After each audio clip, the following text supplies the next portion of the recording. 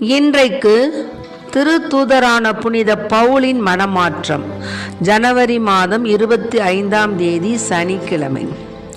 இன்று தேவன் நமக்கு தரும் ஜீவநீர் ஊற்றான இறை வார்த்தைகள் புனித மார்க் எழுதிய நற்செய்தி இயல் 16 இறை வார்த்தைகள் 15-18 முடிய. அக்காலத்தில் இயேசு 11 தோன்றி கூறியது: உலகெங்கும் சென்று படைப்பிற்கெல்லாம் நற்செய்தியை பறைசாற்றுங்கள். நம்பிக்கை கொண்டு திருமுழுக்கு பெறுவோர் மீட்பு பெறுவர், நம்பிக்கை அற்றவரோ தண்டனை தீர்ப்பு பெறுவர்.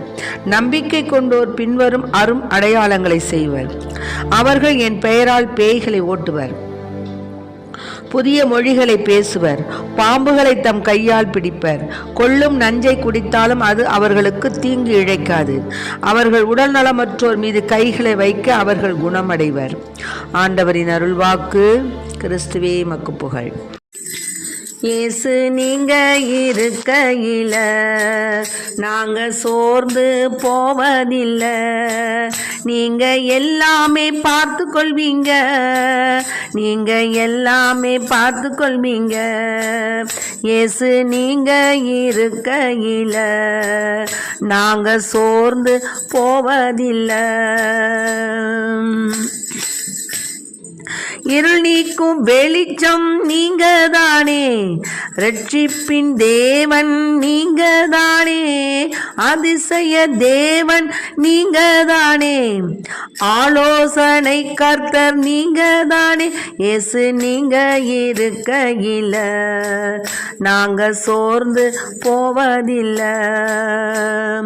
சமாதான காரணர் நீங்க தானே, சர்வ வல்லவரும் நீங்க தானே, அதிசய தேவன் நீங்க தானே, ஆலோசனை கர்த்தர் நீங்க தானே.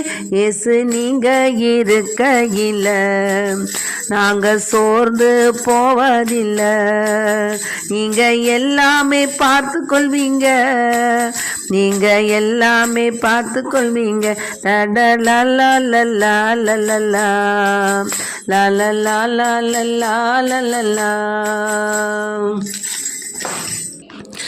என்று தேவன் நமக்கு தரும் ஜீவநீர் ஊற்றான இறை வார்த்தைகள் என்ன தெரியுங்களா?